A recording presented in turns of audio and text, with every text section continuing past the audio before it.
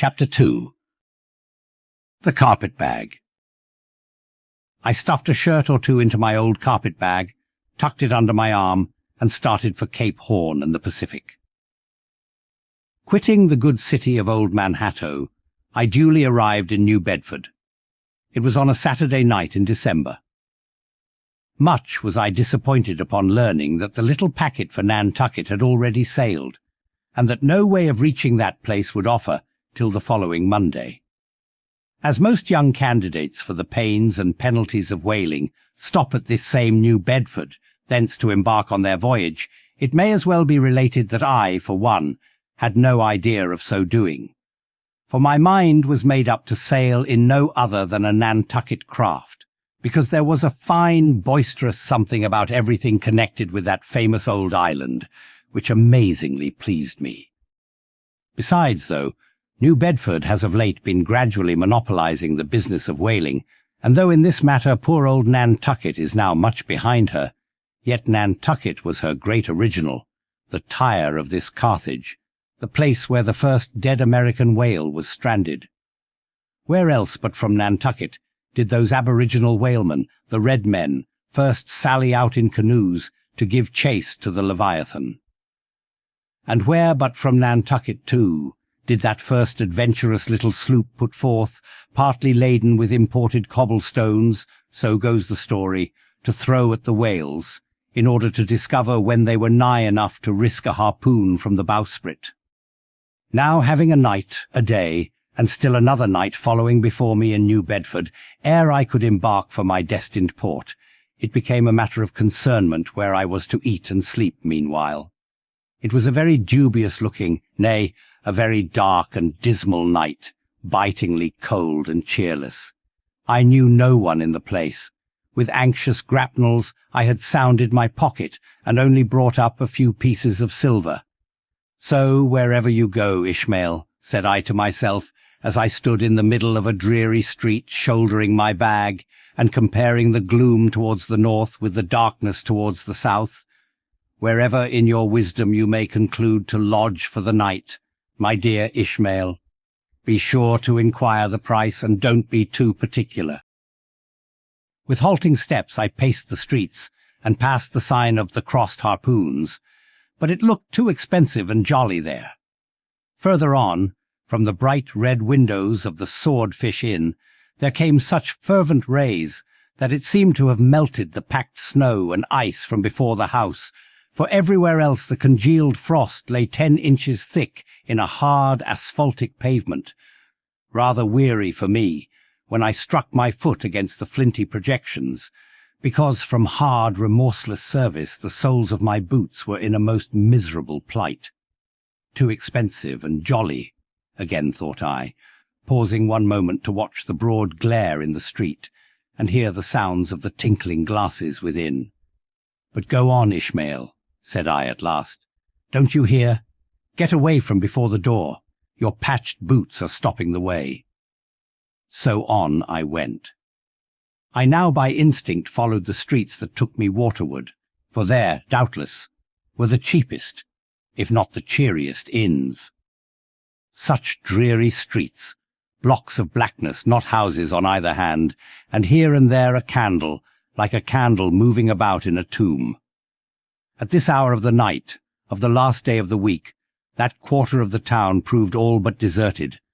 But presently I came to a smoky light proceeding from a low, wide building, the door of which stood invitingly open. It had a careless look, as if it were meant for the uses of the public. So, entering, the first thing I did was to stumble over an ash-box in the porch. Ha, thought I, ha, as the flying particles almost choked me. Are these ashes from that destroyed city, Gomorrah? But the Crossed Harpoons and the Swordfish.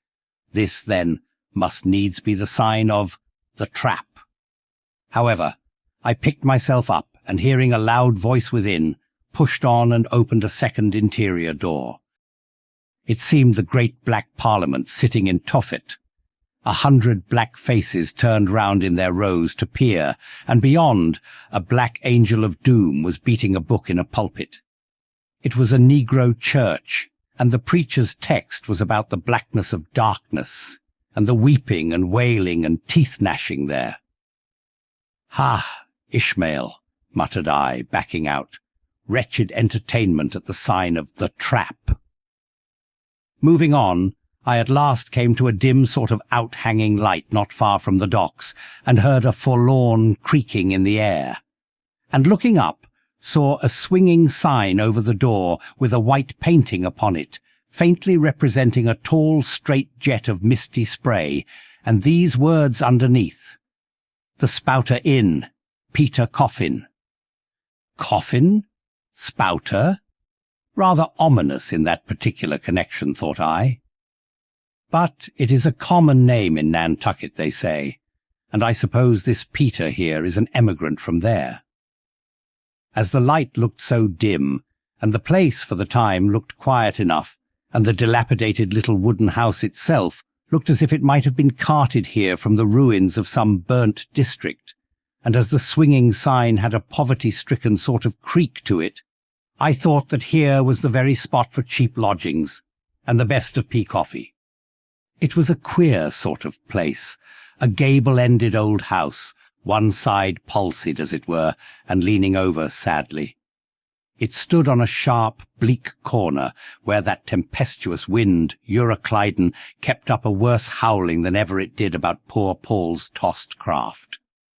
Euroclydon, nevertheless, is a mighty pleasant zephyr to anyone indoors, with his feet on the hob, quietly toasting for bed. In judging of that tempestuous wind called Euroclydon, says an old writer, of whose works I possess the only copy extant, it maketh a marvellous difference, whether thou lookest out at it from a glass window, where the frost is all on the outside, or whether thou observest it from that sashless window, where the frost is on both sides, and of which the white death is the only glazier. True enough, thought I, as this passage occurred to my mind. Old black-letter, thou reasonest well. Yes, these eyes are windows, and this body of mine is the house. What a pity they didn't stop up the chinks and the crannies, though, and thrust in a little lint here and there. But it's too late to make any improvements now. The universe is finished, the copestone is on, and the chips were carted off 1,000,000 years ago. Poor Lazarus there, chattering his teeth against the curbstone for his pillow, and shaking off his tatters with his shiverings, he might plug up both ears with rags and put a corn cob into his mouth, and yet that would not keep out the tempestuous Euroclydon. Euroclydon, says old Dives in his red silken wrapper.